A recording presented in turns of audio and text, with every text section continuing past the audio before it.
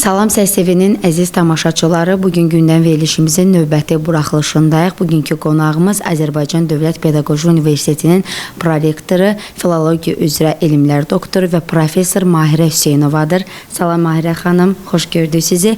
Salam, xoş gördük. Bugünkü mövzumuz Qərbi Azərbaycanla bağlıdır. Qərbi Azərbaycanla bağlı Mahirə xanımın müəyyən araşdırmaları var və bu barədə onunla müzakirələr edəcəyik. Qərbi Azərbaycan mövzusunda edəcəyimiz söhbətlər bizim bugünkü bilavasitə bugün məşğul olduğumuz işlərdir və çalışırıq ki, işimizin öhdəsindən gələk. Mahirə xanım, ilk sualım belə olacaqdır. Sizdə bugün Azərbaycan, yəni Qərbi Azərbaycana qayıdışla bağlı nə kimi işlər görülür? Əvvəla mükəmməl struktura malik bir icma qurulubdur. Bu onun özü bir mükəmməllikdir və bir addımdır. Təbii ki, 22-ci ilin 24 dekabrında Qərbi Azərbaycan icması binanın açılışında Cənab Prezidentin Qərbi Azərbaycandan olan bir qrup ziyalılarla görüşündə bizə bir yol xəritəsi demək olar ki, qarşımıza qoyulubdur Cənab Prezident tərəfindən. O bizim dəstəyimizdədir. Biz xalq olaraq öz yerimizə, yurdumuza qayıtmaq istəyirik. Təbii, təhlükəsiz surətdə və Cənab Prezident də bizim dəstəyimizdədir. Yəni, bu xalqın arzusudur. Yəni, bunu xalq istəyir. Yəni, bunu əslən Qərbi Azərbaycan mahalının, Qərbi Azərbaycanın 22 mahalının və 22 mahalından İrəvan şəhəri başda olmaqla çıxarılan soydaşlarımız istəyir və israrlıyıq öz işimizdə, yəni qayıdışımızda. Bütövlükdə götürəndə 200 il müddətində Qərbi Azərbaycandan çıxarılan, silah gücünə zorla çıxarılan insanlar 4 dəfə, 5 dəfə böyük deportasiyalara məruz qalsalar belə yenə qayıdıblar. Dağla, dərəylə, nə bilim, düz yolla, nə bilim, əli yalın, əynin paltarı ilə başqa bir şey yoxdur. Qayıdıblar və öz xaraba qalmış yurtlarında yenidən məskən salıblar, yenidən, hətta öz kəndlərini yerinə yeksan elədikləri halda onlar məcburi surətdə qonşu kəndlərə pənah aparıblar, amma qayıdıblar. Məncə bu qayıdışımız çox sistemli, çox elmi, çox ləyaqətli və çox mükəmməl bir qayıdış olacaq, böyük qayıdış olacaq və biz öz torpaqlarımıza, öz ata-baba yurdumuza, öz doğma yurtlarımıza mütləq qovuşacaq. İnşallah. Ermənistanda hal-hazırda, indiki Ermənistan ərazisində Azərbaycana aid toponimlər saxtalaşdırılır. Tamam. Bağlı işlərlə yerilir. Tamam, doğrudur. Təkcə mənim Mahirə xanımın 2 kitabım, daha mən sizə onlarla alim göstərərəm ki, onların mükəmməl kitabları 22-ci ilin 24 dekabrından sonra işıq üzü görübdür. Məsələn, mənim bir kitabım politoponimlərin etnolingvistik xüsusiyyətləri və onlar da Qərbi Azərbaycandır. Və 20-ci əsrdə Qərbi Azərbaycan Dərələyəz mahalında, böyük bir mahaldır. Həmin mahalda urbisit və etnosit aktlarıdır və yüzlərlə məqalələri sizə deyə bilərəm ki, həmin məqalələr güman ki, bax, bu gün də biz Bakı Slavyan Universiteti hörmətli Anar müəllimi rəhbərliyi ilə hazırlanan, onlarda da bir Qərbi Azərbaycan Araşdırmalar Mərkəzi var və həmin mərkəzin hazırladığı bir kitaba təxminən bir 50 səhifəlik bir yazı mən də toponimlərlə bağlı göndərmişəm. Yəni, müxtəlif formada mübarizəmizi davam etdiririk, toponimlərlə, məxsusən onlarla bağlı və bizim universitetdə Qərbi Azərbaycan Araşdırmalar Mərkəzi artıq 2 illik fəaliyyət göstərir. 2 ilə yaxınlaşır və bu 2 ilə yaxın müddətdə onlar da böyük işlər görüblər, həqiqətən və Qərbi Azərbaycan tarixi, coğrafiyası, ədəbiyyatı, dialektləri, toponimlərinin təbii təhlili, etimologiyası və onların dəyişdirilmə prosesi haqqında məlumatlar, xeyli elmi araşdırmalar əldə ediblər. Bir şey qeyd edeyim ki, SSR tərkibində daha biraz özünü qüvvətli sayan Ermənistan SSR dövləti 80 dəfə qərar qəbul edib ki, Qərbi Azərbaycandakı bu toponimlər dəyişdirilsin. Məsələn, Dərələyəz olub Yexiqnazor, Vaçsacor, mən nə bilim, Həsənkənd olub Şadin, məsələn, Göyçə olub Vardiniz, İrəvan olub Yerevan və bir çox sayısız miqdarda bu cür toponimləri göstərə bilərik. Amma bu toponimlər əslində qalsa bir xalqın, mərhum Ağa Musa Axundov, dilçi alimimiz Ağa Musa Axundov yazır ki, toponimlər torpağın köküsündəki tarixdir, güzgüdür, tarixin güzgüsüdür. Hər bir toponim orada yaşayan əhalinin kimliyindən xəbər verir. Mən hər yerdə deyirəm, davamlı olaraq da deyəcəm, Mahmud Kaşğari 950 il bundan öncə yazdığı Divan Lüğəti İttir kitabında Venc sözünün izahını verir. Venc, benc, bencü, ziyarət yeri deməkdir. Amma ermənilər onun əl səsi də yoxdur, o gözəl c səsi də yoxdur, k ilə vank deyirlər. Və Qoşavənd, Güneyvənd, Gədikvənd, yüzlərlə Qərbi Azərbaycanda bu tipli ziyarət yerləri. Adlar da təbii Güney, Quzey. Yəni burada bir şey yoxdur. Yəni bunu erməni sözlə, erməni dilinə aidiyyatı yoxdur, qətiyyən yoxdur və mənə elə gəlir ki, 80 dəfə qərarı qəbul etməklə ermənilər elə özlərinə zülm eləyiblər. Başqa adama yox. Əgər bu torpaq, bu yer sənindirsə, bu torpaq sənin adınla adlanır, sənin tayfalarının, sənin kökünün adınla adlanırsa, bunu dəyişməyə nə hacət var? Heç dəyişmək lazım deyil. Amma sənin deyil deyə və bu qərarlar da onu sübut edir ki, ermənilər orada gəlmədir, qondarmadır və güclü dövlətlərin bir layihəsidir Ermənistan. Ermənistan yoxdur. Ermənistan güclü dövlətlərin, necə deyərlər, projesidir. Nəyə görə? Türk dövlətlərini ayırmaq üçün bir vasitədir. Və onlar müəyyən qədər rol oynaya biliblər xarici havadarlarının köməkləri ilə. Bəli, dəyənək kimi istifadə olunubdur. Başqa bir məsələn deyim, Ermənistan süni yaranmış bir dövlətdir. Başqa bir mənada Ermənistan, heç erməni var ha, o da onların sözü deyil. Stan var ha, fars dilindən keçən şəkilçidir, yer anlamındadır. Erməni də, ərmən də onlara aid olmayan tayfalar, onlar haydılar.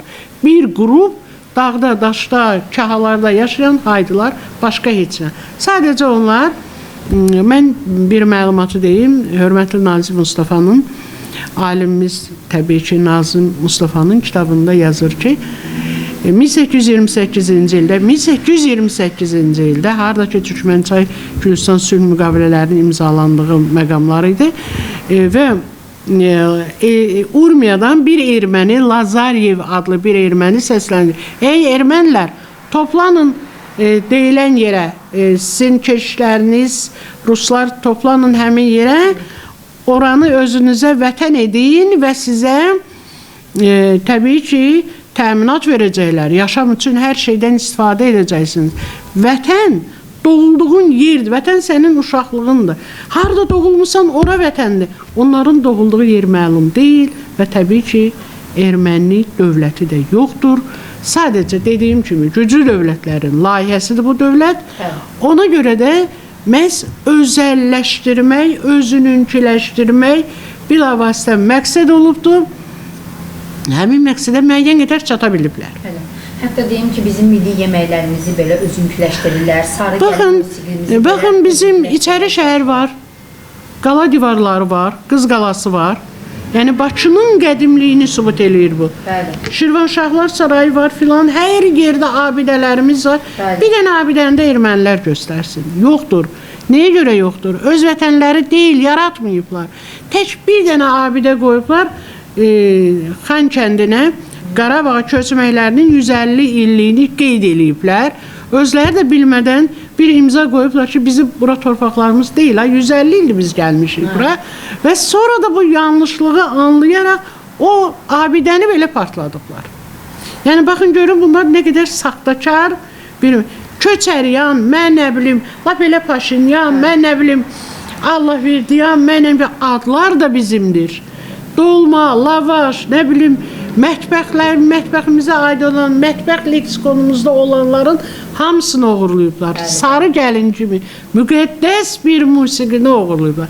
Yallı bizim də onların deyil. Və bir sıra məsələlər var ki, bunlar artıq öz həllini tapmalıydı. Və təbii ki, Qərbi Azərbaycan icması yaranandan bu məsələlər araşdırılır. Təbii ki, cənab prezidentin qoyduğu, bizim qarşımıza qoyduğu məsələdir bu. Elminlə, xəritələrlə, dünya səyyahlarının çəkdiyi xəritələrlə, arxiv materialları ilə o torpaqların bizə məxsus olduğunu sübut edərək öz torpaqlarımıza qayıtmalıyıq. Bu qayıdış, böyük qayıdışı hər birimiz səbirsizlə gözləyirik və bu qayıdışa qədər mücadilədə davam edirik. Əsmaira xanım, bu kimi proseslərin qarşısını almaq üçün nə kimi işlər görülür? Yəni biz irəliləyirik. İrəli çox addımlar atılıb. Artıq Qərbi Azərbaycan icmasının 10 sənədini BMT tanıyıb və yayımlayıb.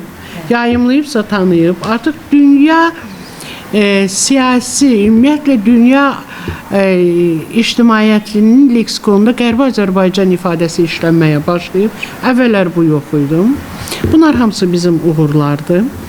Xarici ölkələrdə, məsələn, may ayının 19-dan 22-sinə qədər biz Ankarada bir tədbirdə olduq. Təbii ki, bu prezident aparatından hörmətli Ədalət Vəliyev, bizim Türkiyədəki səfirimiz Rəşad Məmmədov, Qərbi Azərbaycan icması rəhbəri Əziz Ələkbərov, ATİV, Azərbaycan-Türkiyə evi İctimai Birliyinin rəhbəri Tənzilə Rüstəmxanlı, Milli Məclisin deputatları Məlahət xanım İbrahim qızı, bir sıra Şahin İsmailov, bir çoxları, mən bəlkə də unutdum, bir çoxları bizlə birgə biz həmin tədbirə qatıldıq. Həmin tədbirdə millət vəkilləri, elmi işçilər, universitet müəllimləri, Türkiyənin ən adlı, ünlü olan universitetləri, Hacettepe, Qazi, Ankara və s. başqa universitetlərinin alimləri həmin tədbirdə iştirak edirlər və mənim stolum üstünə həmin tədbirin təbii ki, o tədbirdəki sənədlər var və təsəvvür edirsiniz, 2 paneldən ibarət oldu bu konferans. Birinci paneldə tarixçilər öz arayışlarını verdilər. Hansı arayışları? Necədir? Qərbi Azərbaycanın tarixi, Ermənistan orada necə yarandı? Qərbi Azərbaycan mahalı dedikdə, Qərbi Azərbaycan dedikdə, onun mahalları dedikdə nələr nəzərdə tutulur və bunların verilmə tarixləri, daha doğrusu onların zəbt etdikləri tarixlər və eyni zamanda ikinci panel isə başdan ayağa hüquqşünaslar idi və hüquqşünaslar, onlar da təbii ki, yalnız qardaş ölkənin universitetlərinin hüquqşünasları idi və ya hüquqşünaslar digər yerdə çalışanlar da var idi. Onlar bunlara beynəlxalq hüquq müstəvisində qiymətlərini verirdilər və biz, məncə Ankarada keçirilən həmin beynəlxalq konferans bizim irəli atdığımız ən mühüm addımlardan biri idi. Əvvəla bu 2 dəfə olub bu beynəlxalq konferans, Bakıda olubdur. Hər il dekabrın 5-də olur, 2 ildir davamlı olaraq, bu il isə Ankarada oldu. Bu çox sevindirici bir hal idi və hər kəsə paylanan həmin bu kitabçalarda Qərbi Azərbaycan və onun tarixi haqqında məlumatlar gedirdi. Bu çox maraqlıdır. Eyni zamanda burada sizə göstərəcəyim bir xəritə də var. Həmin xəritə 1903-cü il təbii ki, o həmin xəritə əsasında Rus hərbiçilərinin tərtib etdiyi xəritə idi. Bu xəritə, görürsünüz. Və burada Qərbi Azərbaycana aid toponimlər olduğu kimi göstərilibdir və onu biz göstərməmişik. Bunu Ruslar tərəfindən çəkilmiş hərbi xəritədir. Yəni, məncə hər şey bizim dediyimiz yolda bizim xeyrimizə gedir. İstərdim sizin kitabınızla bağlı danışaq, Qərbi Azərbaycan. Bir şey də əlavə edeyim, çox özürlü sayın. Bu neydi? Bizim Qərbi Azərbaycan Araşdırmalar Mərkəzi yaratmışıq. Həmin mərkəzdə elmi işlərlə məşğuluq. Bizim digər bir siyasi adam deyilik, siyasətlə, iqtisadiyyatla əsla işimiz yoxdur, elm adamıyıq və orada da elmi araşdırmalar gedir.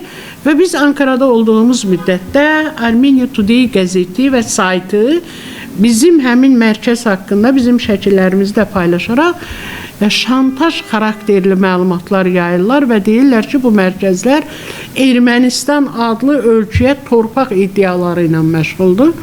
Əsla elə deyil. Əvvəla Ermənistan adlı dövlət yoxdur. Dediyim kimi o bir layihədir. Ondan sonra bizim torpaq iddiamız yoxdur. Zaten o torpaqlar bizimdir. Çünki bizim doğum şəhadətnaməmiz o torpaqlardadır. Hər zamanki kimi öz riyakarlıqlarını Bəli, öz riyakarlıqlarından qalmırlar və dünyanı da buna cəlb edirlər. Və nəhayət, bizim siyasi və ya dediyim kimi iqtisadi heç bir təmənnamız, heç bir siyasətimiz, heç bir belə bir ideya yoxdur qarşımızda. Biz yalnız elmi işlərlə məşğuluq və biz onlara tutarlı cavabların verdik. Bu da mətbuatda yayımlandı. Siz az öncə qeyd etdiniz ki, Qərbi Azərbaycan politoponimləri ilə bağlı kitab tərtib etdiniz. Bəli. Bu kitab barədə sizlərdə. Həm politoponimlər, həm 20-ci əsr Azərbaycan Dərələyəzdə, Qərbi Azərbaycan deyəndə Azərbaycanın, bütöv Azərbaycanın bir hissəsidir. Yəni, əslində qalsa bütöv Azərbaycanımızın qərbi uğrunda mübarizədir. Və həmin kitablarda da həmin toponimlərin kəsb etdiyi məna, etimologiyası və onlar haqqında geniş məlumatlar, insanların başına gətirilən faciələr göstərilir həmin kitablarda. Məsələn, əsaslandırırıq ki, Amağı kəndi niyə Amağı adlanıb? Niyə bu Amağı, Abaqu, Yabaqu bu səs dəyişmələrlə bu günə gəlir və yenə də Mahmud Kəşğarinin Divan lüğəti ittirişlər, bütün türkoloqların istinad etdiyi mənbədə onu deyimsə, yazır ki, Abaqular, Yabaqu, Abaqu, Amağı tayfaları igid döyüşkən türk tayfaları idi. Harda olsalar, orada binə salardılar, yəni yer yaradardılar və sahibi olardılar. Heç kəs onlara bata bilməzdi, çünki çox döyüşkən idilər. Bugün də Qərbi Azərbaycanda Amağı adlı kənd var. Nə deyir? Türk Oğuz tayfalarının yaşadığı kənd deyilmi? Və ya bunun kimi yüzlərlə sizə nümunə göstərə bilərəm. Olsun Dərələyəz. Dərədə yaşayan Al Oğuzlardır. Al Oğuzlar, igid Oğuzlardır. Və bura gələnlər, necə deyirlər, quş qanat salıb. Gələnlər buranı fəth edə bilməyibdi. Məcburdular ki, adını dəyişsinlər. Olsun elə İrəvan, olsun başqa Göyçə. Göyçə sözünün vardeniz eləməyə ehtiyacı yoxdur ki, vardeniz eləməklə onu erməniləşdirmək deməkdir. Korkodyan, Zavin Korkodyan özü yazır ki, 1935-ci il 3 yanvarda qərar qəbul edildi. 2310 abidənin 2000-in adı dəyişdirildi. Niyə? Çünki belə bir məsələ qoyuldu ki, bu dini xarakterli adlardır və ya köhnəliyin nümunəsidir, ona görə dəyişməlidir. Bu Dərələyəzin adı nə qədər Yexiknadzor olar, Mikoyan olar, Vaçazor olar, nə qədər olar bu, necə ola bilər bu, mümkün deyil. Yəni, burada heç bir dini xarakteri yoxdur. Dərədə yaşayan Al Oğuzlar deməkdir. Sən deməli, Türk Oğuz olmaqdan qorxursan, onu silirsən yer üzündən. Bəs məzarlıqları silmək olarmı? Beynəlxalq hüquqda buna icazə yoxdursa, sən məzarlığın necə şumlayıb üstündən bir yol çəkə bilərsən? Və yaxud da 1923-cü ildə həmin kitablarda yenə mən qeyd edirəm, Bülbül Ölən adlı bir kəndə daxil olurlar. Gözəl, axar-baxarlı bir kənddir. Daxil olurlar və saqqallılar deyək onlara. Valla mən onların adını bilmirəm, ad deyə bilmirəm onlara. Daxil olurlar, insanları evindən çölə tökürlər, qoca, xəstə, uşaq. Buna rəhmiz adı yoxdur. Çölə tökürlər və kəndi şumluyurlar cəmaatın gözünün qabağında. Etiraz eləyəni yerində də gülləliyirlər. Görürsünüz və cəmaat köçür orada, məcbur olur. O qalan adamlar dağa, daşa, başqa kəndlərə sığınırlar. Cəmaatın başına bu və ya Horbadıq kəndində cəmaatı doldururlar məscidə, sizlə rayondan gəlib danışmaq istəyirlər, arxadan bağlayırlar, od vurub yandırırlar. Bunlar faşistlər, faşist də deyirlər, onun da üst qatındadılar və həmin kitablarda da təbii ki, biz həmin kəndlərin adının etimologiyası və o kəndlərdə törədilən faciələrdən danışmışıq. Bu kitabın siyasi ideoloji tərəfi nədən ibarətdir? İdeoloji cəhəti var, siyasi cəhəti yoxdur. Heç bir siyasətə xidmət etmirik. yalnız dövlətimizə, dövlətçiliyimizə xidmət edirik. İdeoloji cəhətdən gənclərimiz bilsinlər, oyansınlar, maariflənsinlər ki, bax bu kənd mənim babamındır. Qaraqaya kəndi. Qara sözü güc, qüvvət, qaya da ki, qaya da böyük, güclü, əzilməyən, qırılmayan qaya deməkdir. Da nə var burada ki? Niyə bunun adını dəyişməyə ehtiyac var? Yoxdur ehtiyac və bütün elmi məqalələrimizin bu ideoloji tərəfi var. Elmi kitablarımızın da həmçinin və erməniləşdirmə siyasətinə qarşı özləri yazırlar hətta və yenə Zavin Korkodyan yazır ki, 575 min əhalinin 565 mini ya öldürüldü ya da qovuldu. Özləri yazır, biz yazmırıq. İlyas Çavçavadze 1902-ci ildə yazır ki, ağlayan, erməni alimləri və ağlayan daşlar. Mən kaş sağ olardı, o alimə deyərdim ki, saxtakar ermənilər, riyakar erməni alimləri və ağlayan daşlar. Abidələrdən Alban təbii abidələri, bizim abidələr, Şah Abbas Karvansarayı, Salsal qalası, Dədəli körpüsü, Səlim aşrımı, Səlim Karvansarayı, nə qədər desən deyə bilərəm və bunların təbii ki, daşları götürüb üstündə xaç işarəsi qoymaqla və erməni dilində bir yazı qoyub yerə bastırmaqla erməniləşdirmək olmaz. Tarix bunu qəbul etməz. Qərbi Azərbaycan torpaqlarının Ermənistana verilməsinin xronoloji ardıcılığı barədə. Mən deyim sizə, mən tarixçi deyiləm. Həmin xronoloji ardıcılığı mən indi öyrənirəm və indi baxıram ona. Niyə? Sovet dövründə heç Qərbi Azərbaycan söhbəti olmayıb. Heç Azərbaycanın qərbinə heç nəzər salınmayıb. Doğrudur? Və bu baxımdan bunlar hamısı bizim üçün yenidirlər. Və təbii onlar bir hiləgərliklə bunları alıblar. Və SSR adlı hökumətin orada yerləşmişlər, müəyyən məqamları tutmuşlar. Şamyan olsun, Mikayan olsun, nə bilim, kim olsun. Və oradan təzyiqlərlə, təbii ki, 1918-20-ci illərdə də bu hadisə baş verdi və İrəvanı qurban verməli oldular. Dərələyəzi 22-ci ildə qurban verməli oldular. Böyük təzyiqlər nəticəsində və həmin insanlara göstərilən təzyiqlər həmin torpaqların bir hissəsini belə götürdülər. Digər bir hissəsini isə təbii ki, güya icarəyə götürürlər bu yaylağı. İkinci dəfədə biraz da cəmaat gedir, cəmaat da yaylağa gedəmir, erməni var orada və bununla 200 illik bir tarix sübut eləyir ki, ermənilər daim bu hiləgərliklə və Çar Rusiyasının daim köməyi ilə, xarici havadarların köməyi ilə o torpaqları zəbt edə bildi və biz bugün öz doğma həmin torpaqlarımız uğrunda mübarizədəyik. Az öncə də qeyd etdiyiniz kimi erməni sözlərinin 30% türk mənşəlidir. Deyərdim 30% öz sözləridir, qalanı bizimdir. Hətta onlar o sözləri fərqli tələffüz etməklə erməniləşdirirlər. Bax, mən sizə bir söz deyim. Mən bir dəfə yayda Karlovarda istirahət edirdim və gözəl bir restoran vardı. Uzaqdan eşidirdim. Bizim musiqinin səsi gəlirdi. Üstə yazılmışdı Xaş. Biraz da kənarda balaca bir restoran vardı. Üstə yazılmışdı Xəngəl.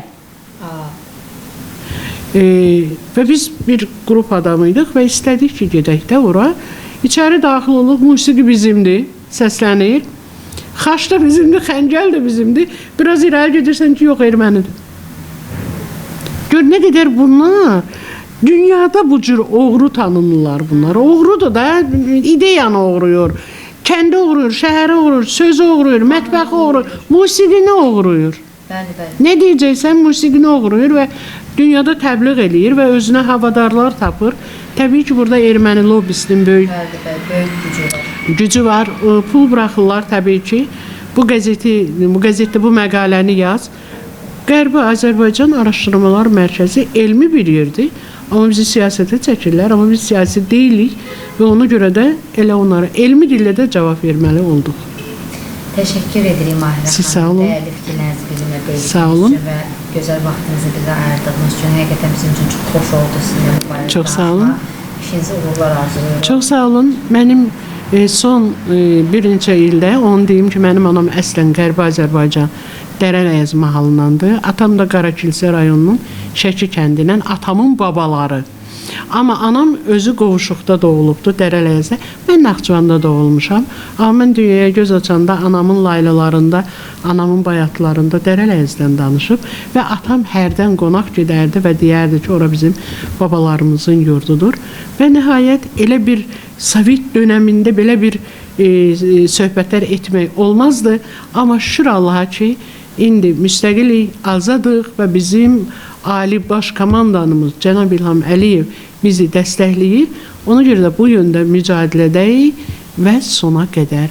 Və son illər mənim yaradıcılığım demək olar ki, mütləq bir qanadı türkologiyadırsa, digər qanadı Qərbi Azərbaycandır. Təşəkkür edirəm. Sağ olun.